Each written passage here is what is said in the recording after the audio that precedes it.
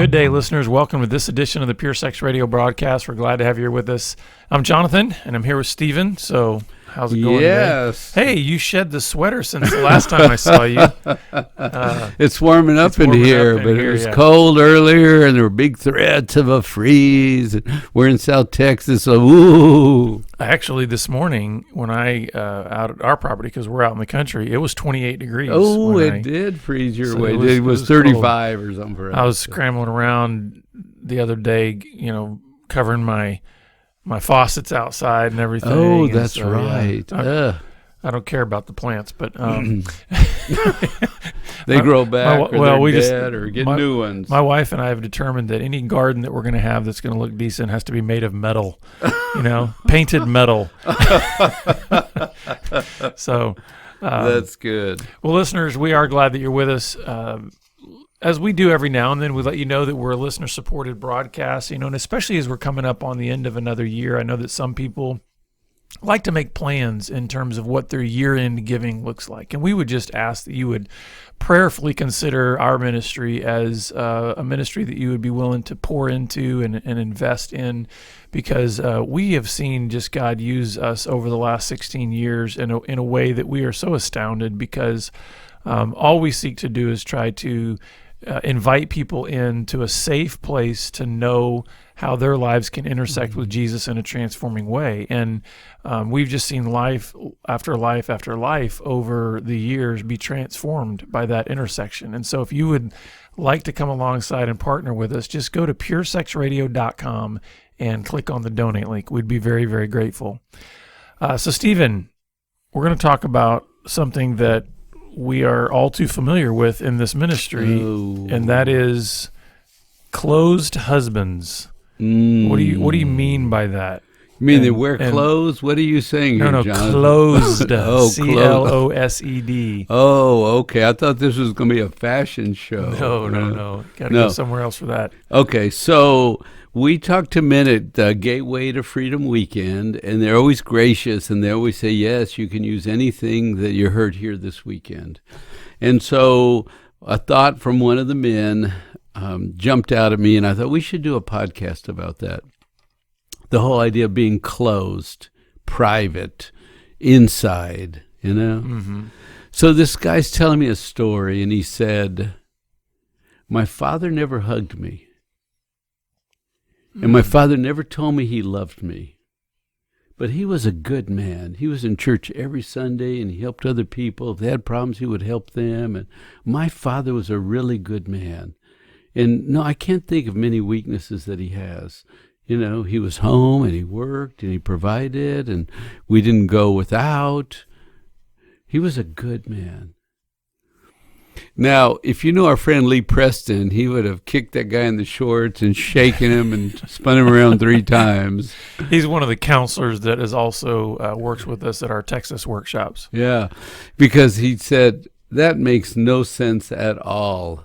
Your dad is a good man because he took care of other people. He never told you he loved you. He never hugged you. He never really enjoyed his own son. Mm. And yet, in that language of my father, and this is not about whether a father was good or not, okay? So here's my rule. We honor our fathers, but we are honest about our fathers. Right. And honoring and honesty are 2 different things. We love them for their sacrifice and their gifts and what they've done, their talents, but we're honest about our fathers. Now, in a lot of places, you can't talk freely because they think you're dishonoring. No. Honesty means Dad had strengths and Dad had weaknesses. That's what honesty means. Now, do you think this guy was being honest about his father? He's trying to, in some ways, kind of mix oil and water, right? I mean, he's on the one hand, he has a particular filter that he's seeing his dad through, almost kind of like just a moral framework, right? Hey, he did honest work. He never, cheated anybody. He, right. Took care of the house and family in terms of financial needs and all that kind of stuff. But then there's this other grid that I think like he's completely blind to, and that is the emotional deficiency or relational deficiencies in his father. You know what I mean? So it's like he's only able to sort of talk about him through that moral grid or that behavioral good. Yeah. And so the right thing. It's interesting because that right there indicates to me where the wound landed in this guy. Mm-hmm. Because guess what? I can almost assure you, he's mirroring his dad in his life now. That's where he I pays was the going. Bills. He takes care of the lawn. He's making sure his neighbors, helped out. But he's also emotionally and relationally deficient himself. Because was he trained to connect and touch and hug and speak words of love? That's right, and get up affirmation. close and get in your face and grab you and hug you and pull you in and tell the world to go away. We're going to have a little bond here. No, he picked up a template that says you go to work, you provide, you do good things, and you just discount emotions and intimacy and connecting and bonding. You don't need that stuff. So this is what Lee taught us. When a man is over selling his father, he's also demonstrating his own ignorance about himself. Mm-hmm. Because if dad was good and that's good and we can be behaviorally good and do good and people see us socially good, that's living. And that's all that matters, right? That's the only thing that... And so he doesn't know the other part because I will challenge a man. I'll say, okay, you said 5 good things about your dad. He drove the bus whenever the football team needed a driver. He drove the bus. Okay, good. That's good. But now tell me a weakness of your father. And there are guys that go, no, I can't think of anything. And you understand the inability to see... We're overselling one half and we're not owning the other half or letting him have his half, but then I don't have to own my half either. If we don't talk weakness about him or about me, then don't tell me about my weakness, wife. Yeah, if we don't talk about dad being emotionally detached or relationally, underdeveloped, then that's not going to come up with me either. That's right. And I don't want to hear it. And look, here's the good list of all the good things. And we honor our fathers, but we are honest about our fathers, and we love their strengths, and we also can handle their weaknesses. And so thinking about this story, how does that then translate into this man being a closed husband? So you're telling me that there's like a whole part of his being that is inaccessible or... And so reality, I put a couple of closed guys together to look like one, okay? So that's one piece of one story. Another one said, I have 3 rules I live by. I don't understand the emotional stuff. I don't understand myself, number one. Let me get this right. I don't know myself emotionally, and I don't understand difficult emotions, and so I avoid emotions. Well, that makes sense, right? That's logical. And those are, but those are my 3 rules. So that if my wife asked to have an emotional conversation or connection, I then refer her to rule number 1, 2, or 3. Right. I don't know myself emotionally. I don't understand difficult emotions and conflicts and intensity. And so I avoid all of that. And so when she says, well, can we have a connection? I say, look at rule 1, 2, or 3. But I need you to know me. Look at rule 1, 2, or 3. Mm-hmm. Now, this is a little exaggerated. But it still plays out. But it's true in some cases. And so it's exaggerated, but it's also clarified, right? I think a lot of husbands do operate in this way, but they might not have been able to actually articulate it in that way. That's right. That's exactly right. That's also then where so much confusion and frustration comes in the marriage, right? Because a wife is pressing, a wife is inviting, a wife is trying to pull him out, and he's not able to articulate. I don't really know myself emotionally. I don't. He's certainly communicating through his actions. I avoid emotions, but there's not any language around it to know how to talk, begin the conversation. He just wants you to stop being emotional, stop acting like that, Why are you bringing all that to me? Do it yourself, right? Put the two pieces together. The rules you live by are connected to were you hugged and were you pulled in and were you taught the language of emotions and feelings and struggles. And if you were pulled in as a child, you know how to pull somebody else in. If nobody comes to get you and grab you and pull you in, when you're in pain, when you're lonely, when you're struggling, nobody comes to get you. When you get married, you don't know. When somebody's in pain, go get them. Go hold them. Go rescue them. Go comfort them, right? If it wasn't taught to you, it's a blind spot. And then you get in a relationship and they go, okay, let's do the emotional stuff. But if your trainers didn't give it to you, so then what do? Because this guy says, I love logic. I just love logic. I know logic. Logic is my friend. I use logic. And logic has worked well for me. And you know who these guys are, right? These are the math guys, the engineer guys, the IT guys, the guys that get lost in patterns of numbers. Math. And math. Yeah. And they get good at it, and they get affirmed by it, and they get labeled and titled by figuring out these formulas and using these things, and they do it all in their head. It gives them value, it gives them identity, and it gives them a place in life, and they get good paychecks, and I mean, right? Dampen down one half, supersize the other half. So,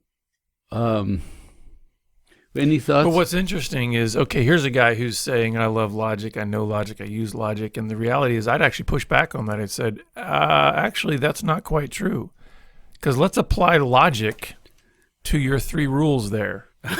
Go on, keep going. I don't know myself emotionally. I do not understand difficult emotions. I avoid emotions. And yet I'm in a covenant love relationship. Ooh. That God has said is to be 2 becoming 1. Logically, I cannot hold to those first 3 rules and have a oneness relationship with my wife. No, it doesn't make sense because... So you only... those What I two would say to don't this fit guy together. is you only use logic where you want to use logic. You don't use it across the board in your life because otherwise it would expose the deficiencies and the weaknesses and the fallacies in your thinking. Does that make sense? Yeah. Because, hey, logic is just a way Because of processing information. But your wife is inviting you to that thought. Right. And then what's his response, do you think? And his response is, I'm going to ignore my use of logic to my own emotional system because I don't want to have to face the difficulty of that.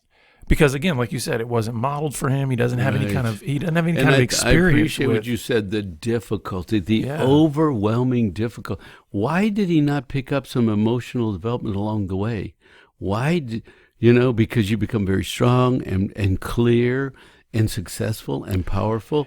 And you mentioned earlier about how a lot of these tend to be, it's not always true, but there tends to be, especially the guys that gravitate towards logic and stuff, your engineers, your math guys or whatever, is that there's far less fear surrounding getting a math problem incorrect versus getting a relationship incorrect. And what I mean by that is in a lot of these guys' minds, it's like, I don't have the same kind of connection to a math problem that is expected of me in my marriage. In other words, I can just keep working with the numbers and I can just keep pressing up because eventually there are laws that will get me to the correct answer. And I can study those but I don't have to have a personal emotional relationship with those numbers and those laws. Over here, I now have a wife that doesn't operate by any of those mathematical laws. And she's inviting me into a space of trying to know that, and it's like I don't have a tool for that. I don't have resources like chaos, for that. Yeah. Right? I'm ordered, I'm structured, I'm fixed. I live by my rules, and your emotions look like chaos. They just look like random chaos, and you want to suck me into this void. And I'll tell you the other thing that happens in these pictures is that mom was very emotional and dad was not. And so dad and son sort of came up with a code going, we're not going to be like mom. Mom's too emotional. She cries. She breaks down. She's sad. That looks like crazy. We're not going to look like mom, right? So he says, you know what? Logic got me here. Emotion scares me and confuses me, but logic is safe, it's neat, it's tidy. I'm secure in my logic. I am lost and powerless in emotions. Yeah. And I think it gets back to this idea of when we can connect to things that have very rigid rules. And let's just be honest, I don't care how postmodern we are, you cannot postmodernize math. Like, I mean, there's no such thing as a postmodern engineer. At some point, the laws of physics are going to require you to build that bridge in a certain way. Otherwise, you can't be subjective about how you build a bridge. At some point, you got laws of gravity. You've got all these kinds of things that you have to build it in a particular way in order for it to work. So you then go over again into a relationship, and you have what can appear to this man as a fluidity to the rules. Now, I'm not saying that there are no rules or no guiding principles or no laws that in relationships. We know that. You mentioned before, quite a while back at points in time, that how John Eldridge has talked about how there's a way that things work. Yes, right? Yes. So we're not saying that, it is utter chaos. It is total pandemonium. No, there are still rules, so to speak. I would even argue with this guy that there's still a type of logic to a healthy relationship. Well, and I was going to say that. If you think about emotions, there's a lot of logic in emotions. Absolutely. Right? Because think about it. Your wife has one story. That's it. She doesn't have 10 stories or 2,500 stories, or she's not a female today and a male tomorrow, and she didn't live in the United States this week, and last month she was in Colombia, and the month before that she was in Germany. Right, yeah. No, there's a pattern. There's always a pattern. The question is, do you want to learn the patterns in emotions? Because if your wife cries, she might cry for an hour. Or if she gets mad, she might get mad for 2 hours to 3 hours or overnight, and the next day she resets. If you look at the patterns and you want to learn the patterns, you can use logic. And I'll speak from my own personal experience of maybe some of the reasons why men really struggle to dive into this area and why they prefer to stay closed. Absolutely, there's a fear element there, right? Mm-hmm. But I want to press a little bit, and I mean, at the risk of actually being offensive to some of our listeners, but I think sometimes we need to be offended in terms of, to recognize where we're deficient, right, where we're broken. I think there's also a pride and a selfish motivation there as well. Because we're told that where our treasure is, there our heart will be also.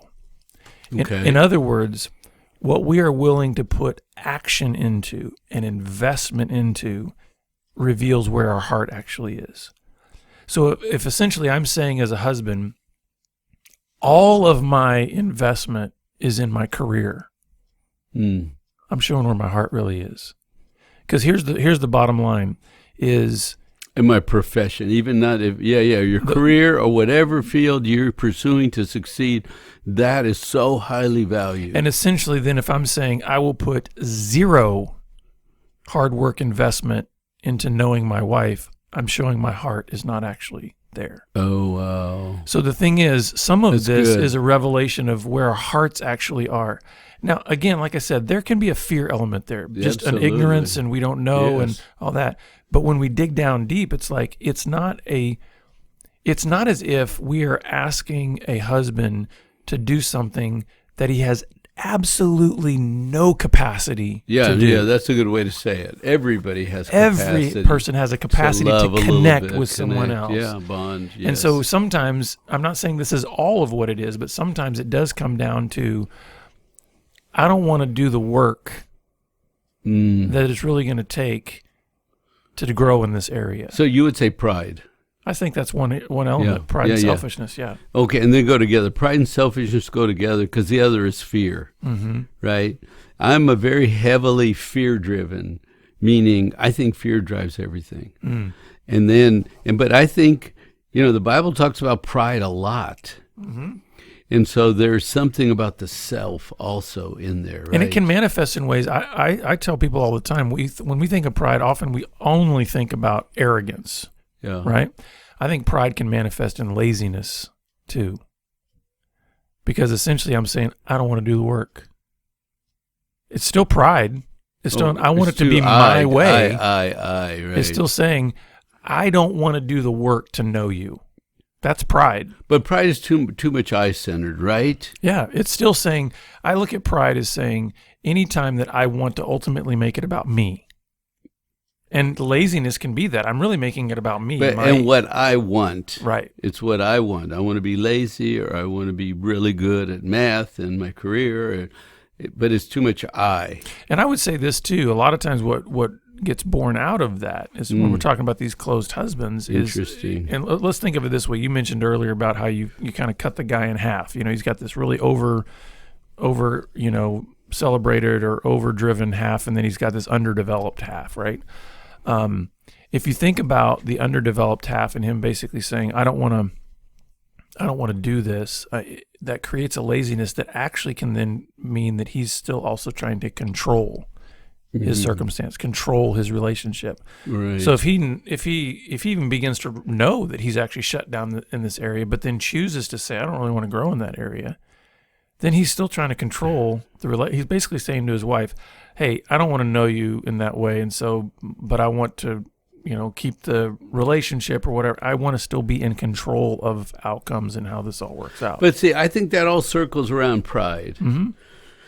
Because pride is about the self, and why? Because I think somehow it's like a survival. Pride is like a survival thing. This is what I know. This is what I want to do. This is what I can do. This is the best way for me to live. To be lazy is the best way for me to live. I mean, and it's not living, it's just coping. But it's interesting because we survive or we live in fear, right? We're talking about a couple of things that drive us. That's good. So there's a lot of logic and emotions.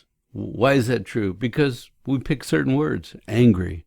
If you listen to somebody talk, they use the same emotional words over and over again. That's true. They don't have like 3,000 emotional words. They're angry, they're hurt, they're lonely, they're tired, they're frustrated, Well, I use maybe 15 or 20 emotional words. That's it. And then we probably have 2 or 3 go-tos. Yeah, that are that's absolutely really the defaults. That's right. And so there's a lot of logic in that if you want to pay attention to it.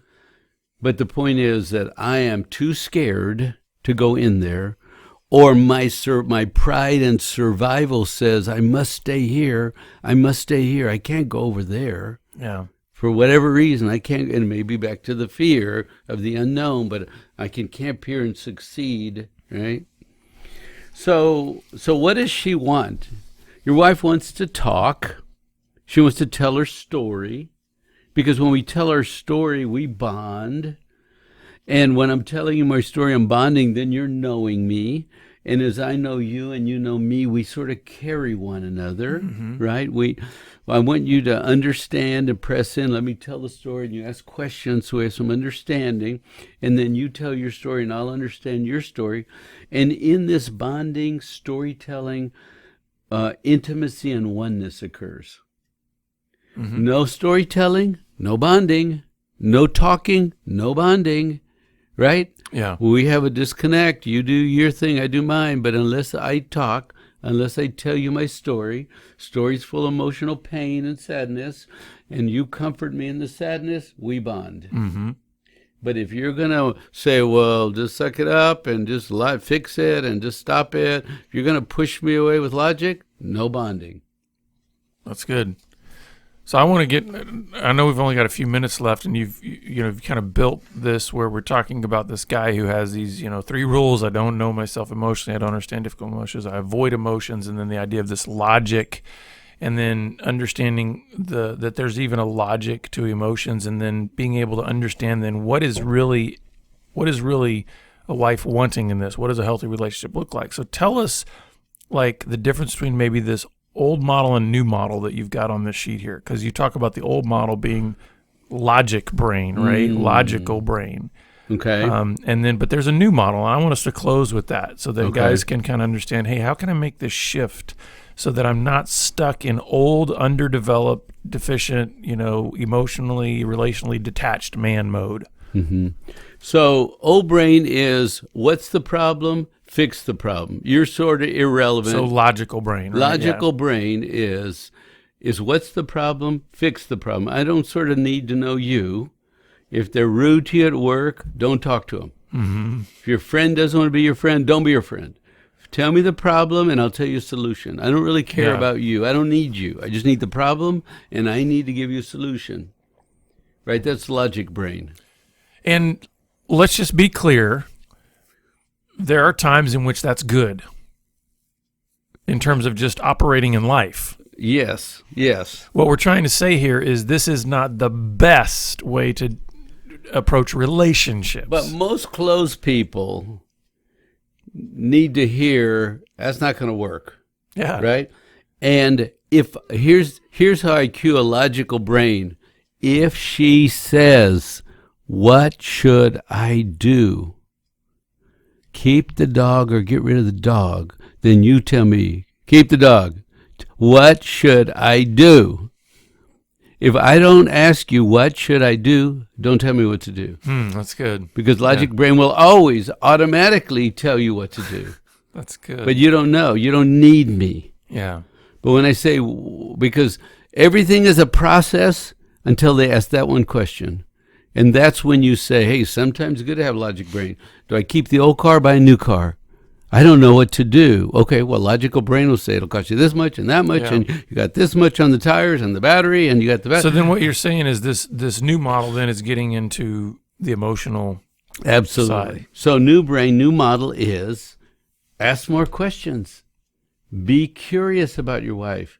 Remember, she is a self-running, self-sustaining adult. She'll fix her own problems. Just let her talk. And 98% of the time, she'll come to her own conclusion. Now, 2% of the time, she'll say, what should I do? Then you tell her.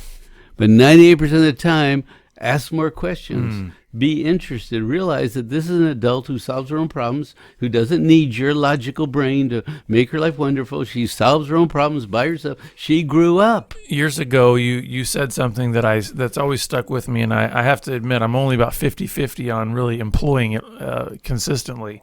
But you said you shared what the 3 words are that every woman wants to hear more than any 3 words out there. And everybody always thinks, oh, it's I love you, right? It's like, no.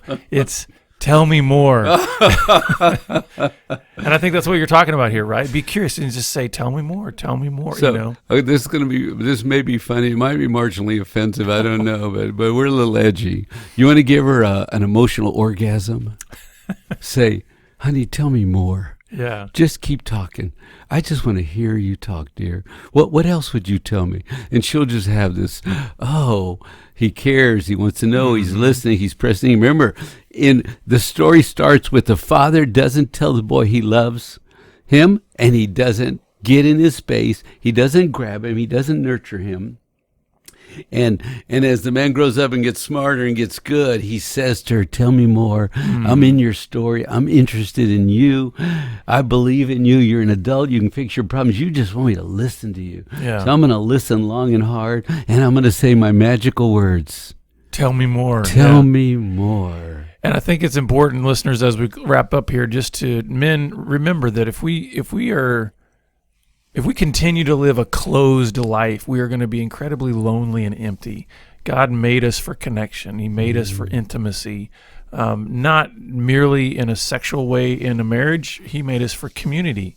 And so if we're unwilling to deal with the emotional deficiencies in our lives, we're going to miss out on so much of what life was made for. So we want to help you along the way. Please reach out to us at puresexradio.com. or on Twitter at PureSexRadio, and we look forward to having you back here again next time. Take care. Thank you.